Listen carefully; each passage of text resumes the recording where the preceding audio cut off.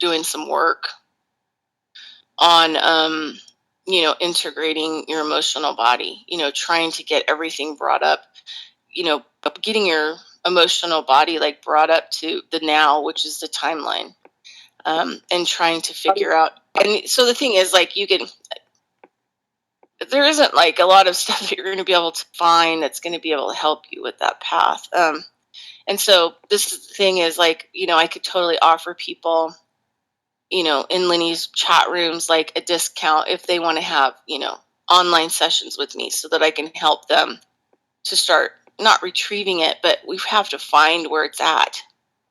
Because if we can't find where that emotional body is at, we're never going to get it back to you being able to have it in a close proximity so that you can start bringing it closer to you. And, the thing is, just because people die and you don't really have emotion towards it, is neutrality is actually good. In my teachings, I want people to know too that you have a new YouTube channel. You should post that in chat or talk about it over the radio. Yeah, I've had it since 2008, but a lot of people, don't really know about it. I only have like 200 subscribers since 2008. I just found it the other day, and I subbed to it. And you'll put this radio show on that channel. Yes. Yeah, I put everything that I can, any files that anything I do, I put on there. Yeah, for sure. And, I have my own chat room now, or my own server room. So, like, I'm trying to get off Facebook so I can start putting more information on, my Discord stuff, to try to help people in whatever way I can. But anyway, what I want to do is, there's not a lot of time left, and I really kind of want to like focus in on technology, but I want to let's talk about Bobido, my teacher. He was my last great teacher, and he died in June 2016, and I was kind of devastated for about a year, I think, after he died, because I felt like I was kind of alone here now. But he was Shoshone elder medicine man, and in white man terms, his name would have been Rainbow Thunderheart, but his native name was Bobido. And I went in 2014, kind of happened all of a sudden, but I had been in communication and wanting to do some hands-on work with Bobido and some of the work that he was doing. He went through a lot of things in his life in order for him to get into a place where he was healed and straight, so that he could start carrying out what he called earth healing ceremonies, to basically release the original sin or the original murder or hate or violence from the land and the water. And this work required, you couldn't just go out and do it, you had to be invited. So he traveled from like 2000 till 2016 when he died, doing this work. He even went down to South America, worked with Aztecs, did a lot of work down there, learned a lot of things. And anyway, so in 2014, he was doing all this earth healing work up in Sandpoint, Idaho area, Coeur d'Alene. And if anybody knows, that is where the Aryan Nation had their, largest compound, kind of their headquarters. Also, where the Ku Klux Klan also had one of their, headquarters. In 1983, all of the, I'm going to call them Nazis, they had a huge parade that was actually shown on the news, in some places televised in the U.S. on mainstream cable TV. So there had been a lot of really horrible things that had happened in that area. And so he got called up there, and we were up there for, I don't know, a long time. I don't remember. I think I was up there a total for 2 weeks. And I ended up also camping on the land of this woman who was Metis, which means that she was half native and half white, but she had decided to, walk the path of her native self. And so she would teach people, they had a big lodge on the land and everything else, and people would come and they would do all kinds of different ceremonies, and she would train people on that. And during that time frame is when I really started to realize, like, each song that they have, Native people, it registers as a different frequency. And these frequencies are located kind of as operation bundles on what would be considered a medicine wheel, right? So they know how to use different kinds of songs with different kinds of drum beats to actually activate certain kinds of energy fields, and to get the prayers out, to have the certain beings come in and actually help out, to get the work done that kind of needs to be done. But anyway, so there was something that happened. So we were doing ceremonies on the land, and then Bobodo did like a 2 or 3 day workshop PowerPoint presentation on his understanding of kind of how everything worked here, and what he was trying to achieve through his earth healing ceremony. So there was this moment where we had the first day of the workshop. Well, the second morning, everybody shows up, and we're there waiting for him, and he's not there. And so we get a call from him that he's down at the Sandpoint police station filling out some paperwork. And we're just like, oh my God, like, what the heck happened? I mean, because, first thing that starts running through my mind is, the powers that be and certain beings don't like people like us, like he was attacked or whatever else. And so then, he calls back and he said, okay, the workshop's just going to start later. It's going to be a couple hours. And so it turns out, like, get this part of the story, that he was at this hotel. He had his truck, and in the back of the truck, he had like a camper shell on it. And somebody who was like totally whacked out of their mind, which, was being used as a tool or a weapon because they weren't, consciously in their body. And when that being, that was controlling this guy got towards, I suspect, Bobodo's truck, because Bobodo's a medicine man. We're talking like real school, the real deal. And he had all these crystals and all kinds of, medicine stuff in his truck. So it would make somebody who was off, who is being controlled by darker forces, like, lose their mind. You know what I mean? Even more so than they're lost. So it turns out this guy, he breaks the window in the back of the truck, and he starts grabbing some of these crystals that Bobodo uses to clear fields, and that these crystals are super, super powerful. Like, I would never consider touching them ever, because they're not my medicine, right? They don't belong to me. And so the guy started taking it, and this one crystal was really tall, and it had these it was white, and it had these jagged edges on it. Like, if you grabbed it wrong, it would cut you.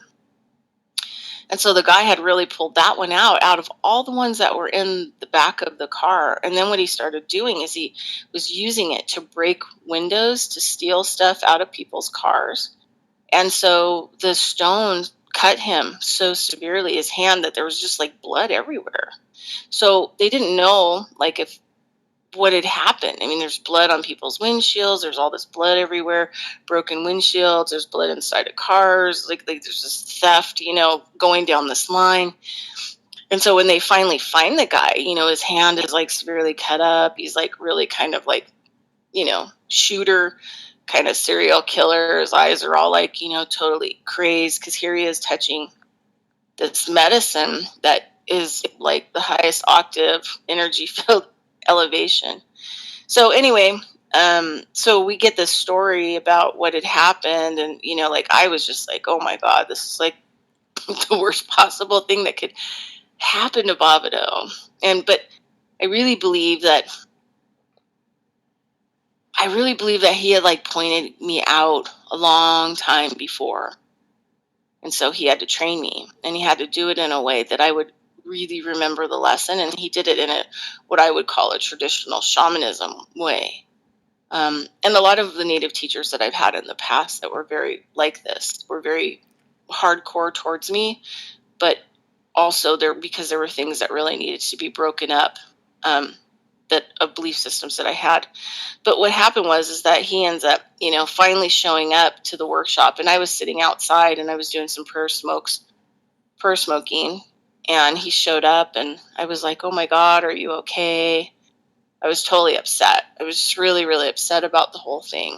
And he looked at me, he hugged me, and then he looked at me and he said, "Do you feel sorry for me?" And I said, "Yeah, I feel totally sorry for you. I feel like really, upset that this has happened. And, I can't believe that you would have this kind of attack, like in this small town. It's just like mind blowing to me." And he just stood back and he yelled at me and he just said, "You get your sorry off me. Don't project your emotions onto me." Like, and from that point on, then I started to really learn that, praying for other people without permission, taking plants, whatever else, anything without permission was me projecting, myself onto it. And that even sending people good energy is kind of like a curse. It's a projection onto that person, and it forces their field to activate in ways that they may not want activated, that actually could do harm. So that's a technology. Our emotions and being out of control emotionally, whether positively or negatively, and our trespasses and our entitlement that we want to project onto other people, positively or negatively, are basically the same. And that's an emotional technology that we've learned. I mean, one of the things we've learned on this planet is to jump on the backs of other people and take what belongs to them. And then, even when people become conscious, they still don't stand up and fight for the rights of the planet, the rights of the plants, the rights of the water, or the rights of other people to exist in a good way. I mean, if we all stood up and said, no more, in a neutral way, in a balanced way, without all of the emotional stuff attached. Because, I tell people we're in a 2D, one way or the other, a seesaw. So we're either up or we're down. There's a saint, there's a sinner. We have a body, we have an energy field. All of these things play out. And we're on a seesaw. We're on a personal seesaw. We're in a family seesaw. We're in a religion seesaw. We're in, the thing is like we have to be really careful about the emotional seesaw that we're on and what we're projecting, and learn how to like keep it to ourselves. If we want to go through it, that's fine. Take the day off and stay home and lock yourself in a closet until you work through it. But don't project it onto other people. And, praying for people that's not asked for, is cursing them, even if you think you're doing it in a good way. Wishing somebody happiness. Maybe they're not in a place right now in their world where happiness would be a good thing for them. Maybe they're needing to be in a place of depression. Maybe they're working through something. And then us, wanting to decide to throw happiness at them and project onto them, starts to cause more emotional upheaval in their field. So we have to be really careful about emotional technology that we've been trained to use against ourselves and other people. And you can fix that by bringing your emotional body closer to yourself. And like I said, if people want sessions and, Lenny's chat things, I'd be willing to offer them for half price. But I do charge for that work. I do charge for a lot of the work that I do because, I live in my car. So everything else I do for free. Okay, so emotional technology, the Babadoe story,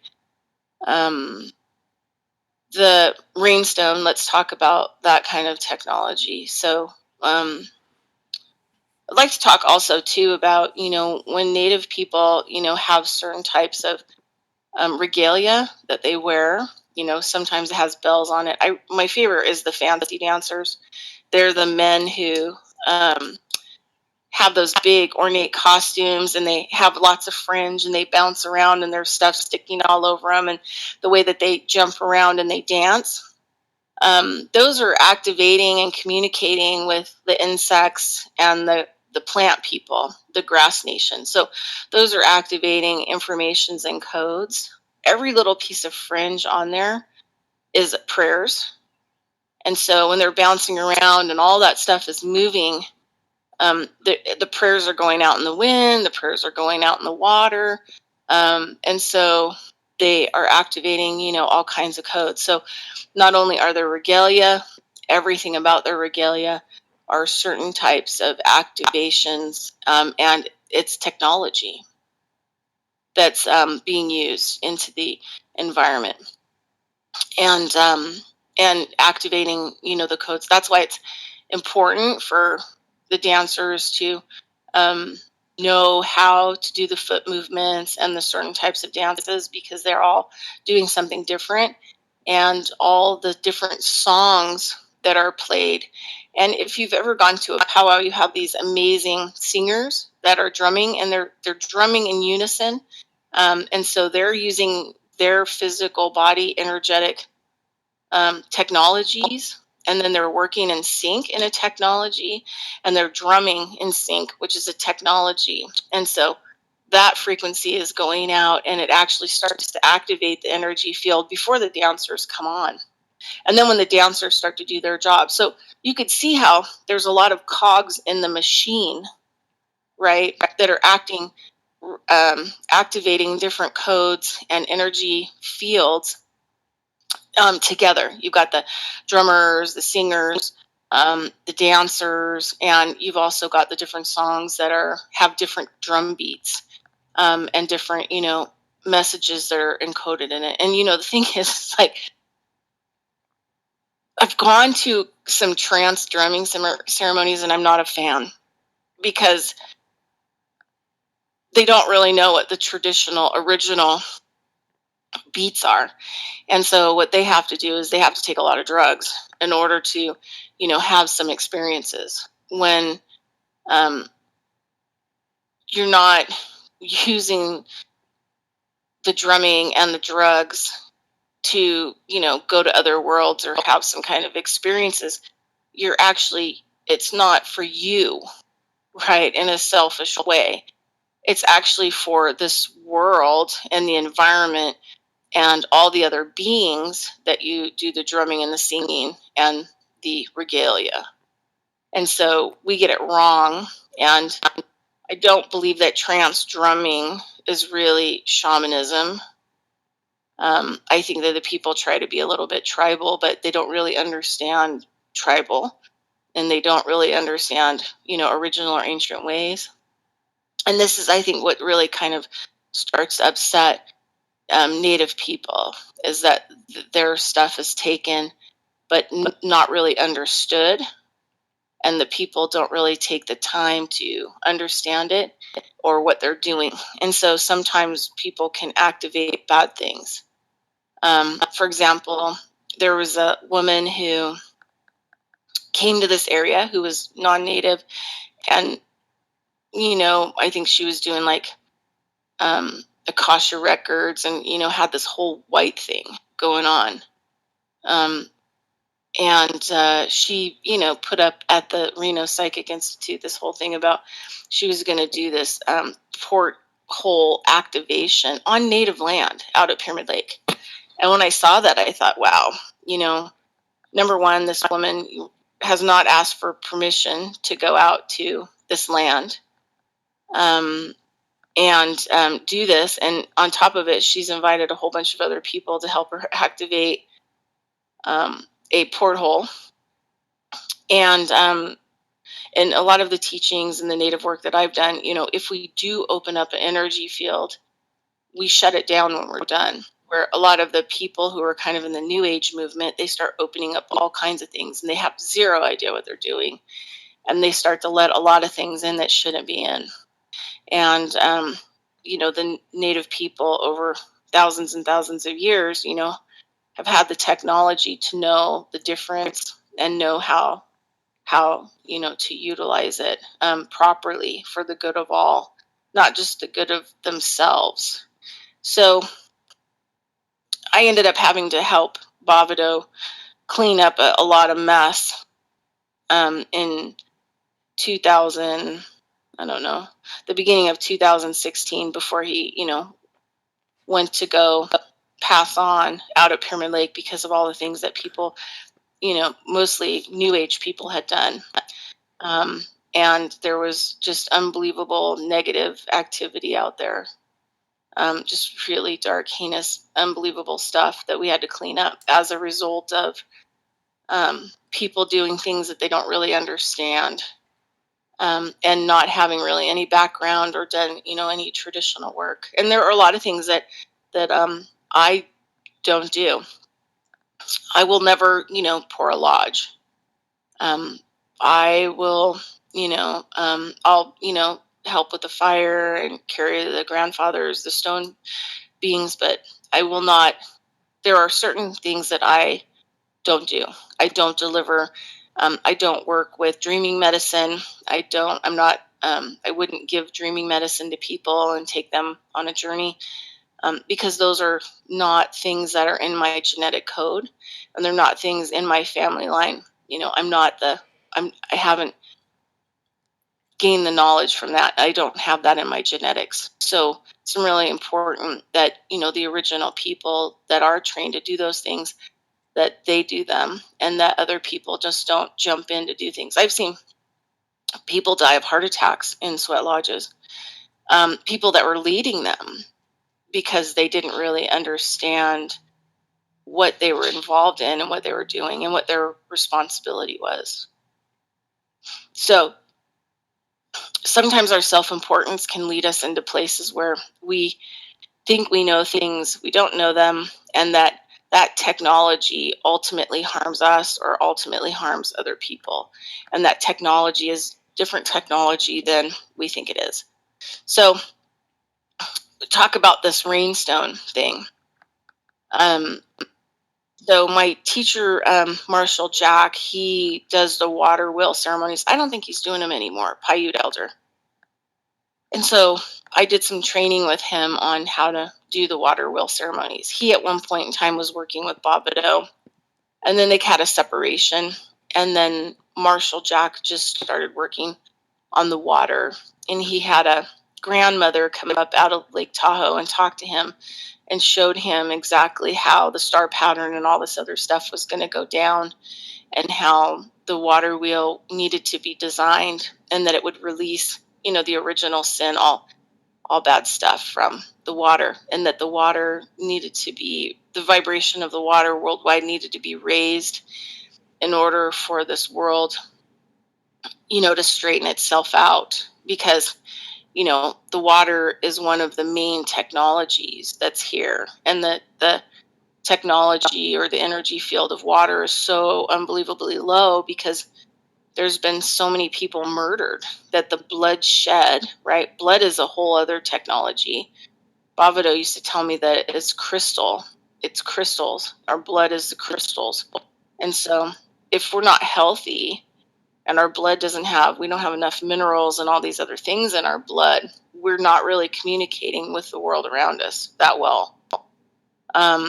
And it's interesting, as Roger Spurney, because he does the mud fossils, he's come to the same conclusion about all the organs of the giants and things that have been left behind, and how they've hardened kind of into mud fossils. And you can see all the heavy, minerals in them. And in some cases, the artery blood, wherever the giant died and the artery blood pooled, is huge amounts of gold, just like one giant chunk of gold. So the artery blood actually over a period of time turned into gold.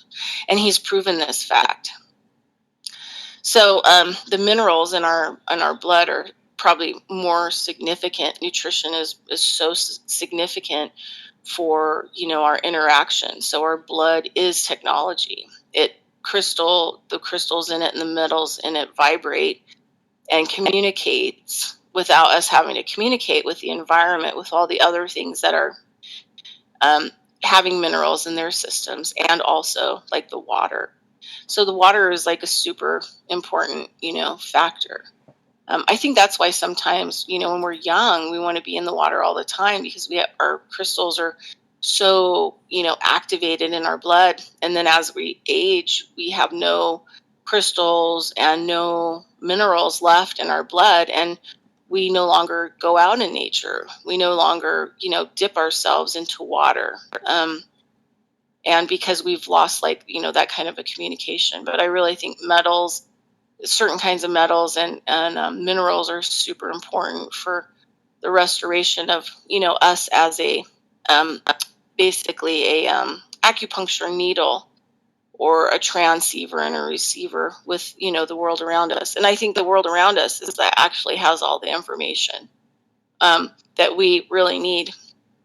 Okay, so the rainstone. So what happened is that after I did a bunch of work, I actually ended up going and living on this land where they did native land, where they did a lot of ceremonial work. And so I was the caretaker for the winter.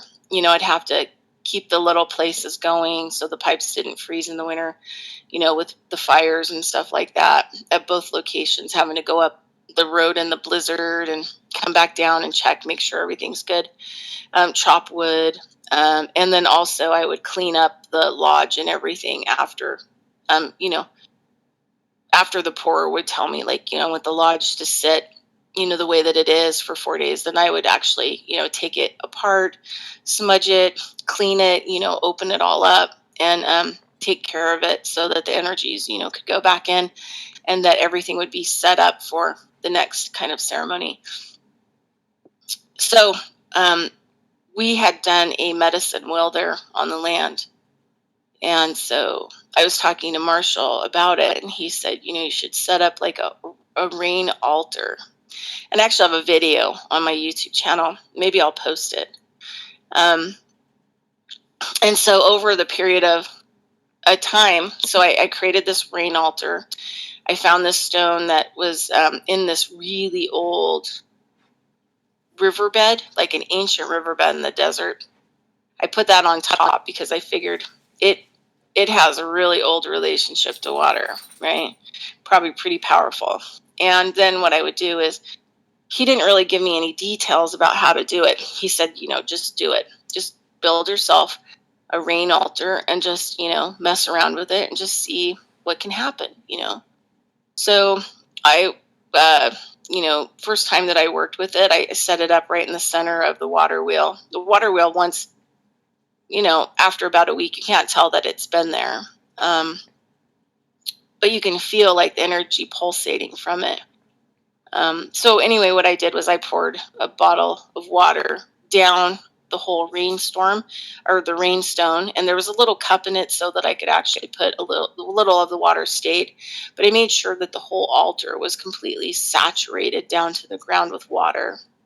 And then I just kind of visualized what kind of rain I wanted. And I visualized this rain that came in that was more like mist, like really, really wet mist. And we're in the desert. We don't get wet mist.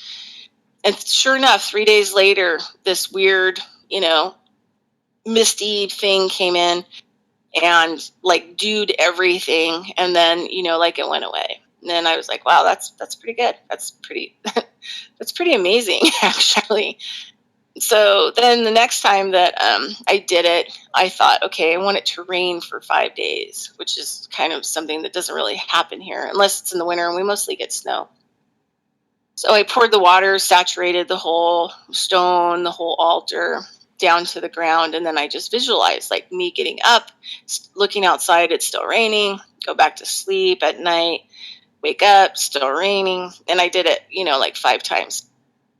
3 days later, we get this rainstorm that rained for 5 days. And people were like, I can't believe this rain.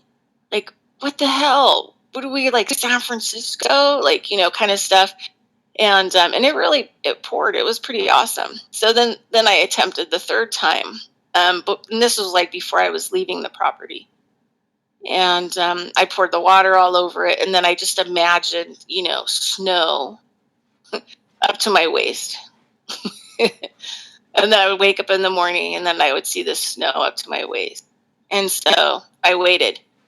And I moved out and we didn't have that kind of snow. And so the next time I saw Marshall, I said, so this is what happened with the rainstone. He said, well, rain and snow are different in technology. So you created an altar for rain. You called it the rainstone. And you started it off with teaching it, what you wanted through visualization. And then the water, and the offering and everything else. And he said, there was nothing about snow in it. So of course it's not going to bring you snow. He goes, if you wanted snow, you needed to create a snow altar. And I was like, oh, and that just kind of shows you like how different and intricate, you may have water and you may have like, but you have all these different aspects of water. And they're all individual technology, right? So when you're operating your system with them, you have to be like specific and you have to start that intention from the beginning and then stay with it. So say, for example, I probably would have needed, maybe to put up 4 different kinds of altars dealing with water. And then if I wanted it to snow up to my waist, I'd have to go over and utilize the snow altar. Okay, so in my area, we have the oldest hydroglyphs, which are the ones that hold what we would call the cymatics. We have this thing with sound these days and, the vibration of sound, to use as levitation and whatever else. And the ancient people already knew this. And so they would activate these stones and then they would carve the symbols on them so that people during that age would know that that's what that stone is radiating for that area, that environment. And so here, like 2 hours away, we have the Lovelock Caves, and we have the area where the oldest hydroglyphs in North America are, right? And they all have a lot of the cymatics, type symbols on them that we would see that cymatics would make if we used a vibration and we put salt on, say, a sheet, and how it would coagulate, how it would, form into like different symbols. But they already knew this. Also, the Lovelock Cave is where the last stand of the red-headed tribe, which were the tribes of giants, were, and the Paiutes actually rounded them all up. All the tribes of the Paiutes came together because the red-headed giants ate their people, and they tried to work with them, but they wouldn't stop eating their people. They even ate the dead. They stole the children and ate them.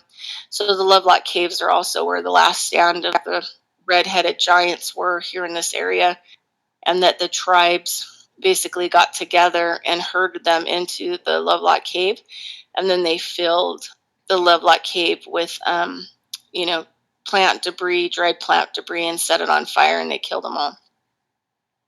So this area has like a lot of really intense information, and the Paiutes have a lot of story and information about these areas, about ancient ways and ancient time frames. But let's go back to the stones. So I've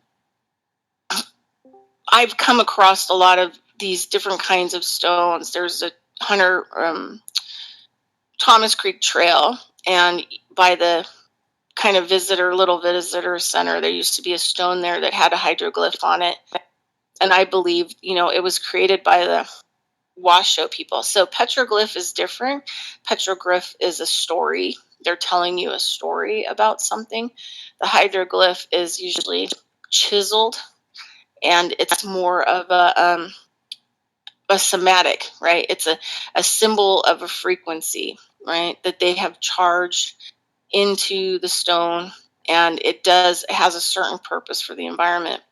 So about 5 years ago, I noticed that the stone had been removed, and the government had put up a sign saying that the stone had been removed, and that it was taken and it was put into an archaeological warehouse to be protected. Okay, well, number one, the Washoe people didn't give permission for that stone to be removed.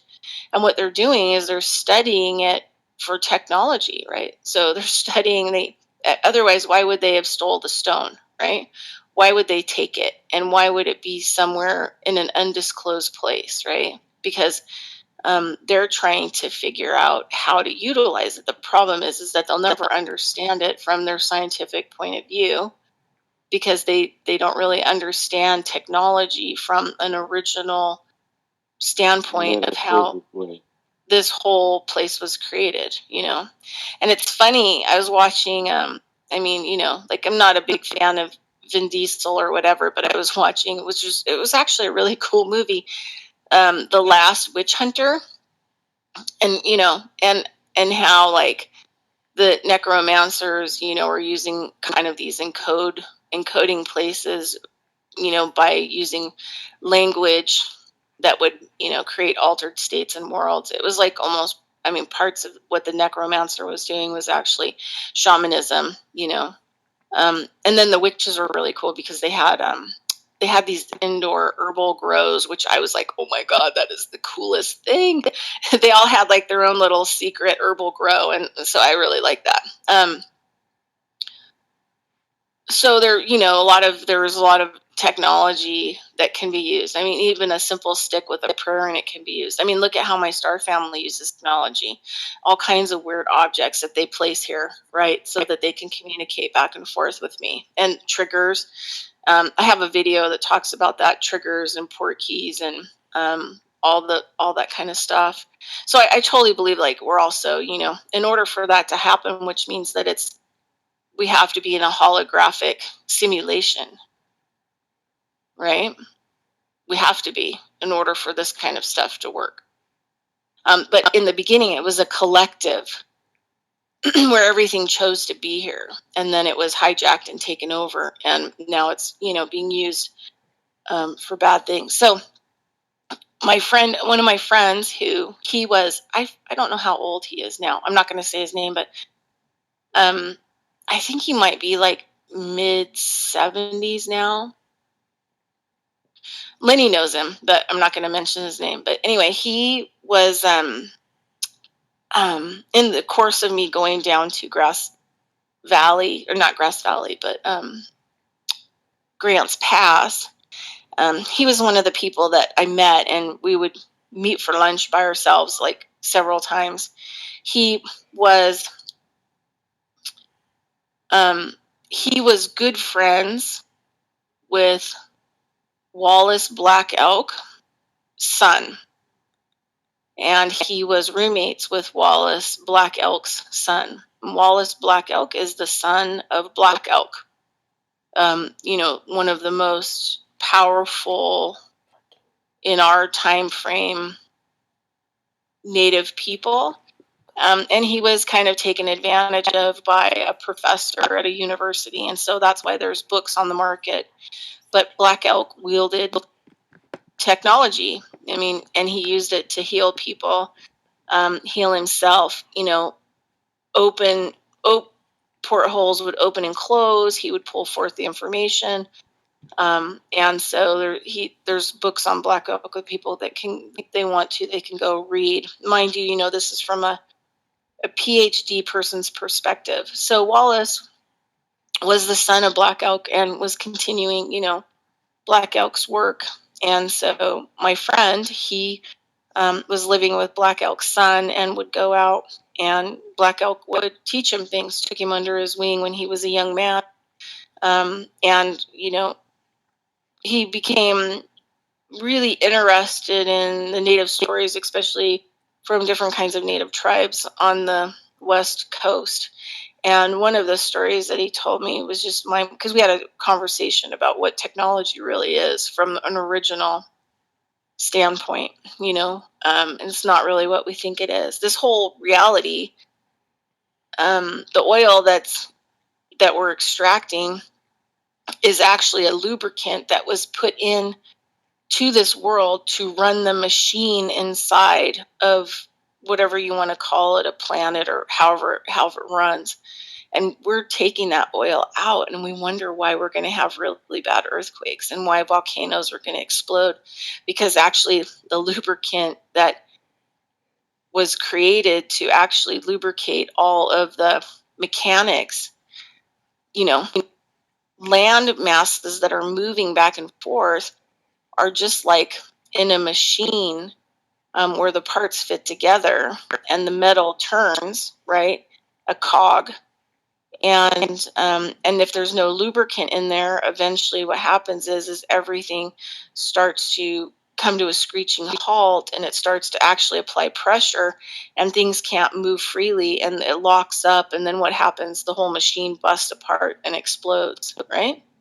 So we're extracting oil from this planet or machine, or however we want to look at it, the plates underneath what we can see that needs in order for them to slide easily and move.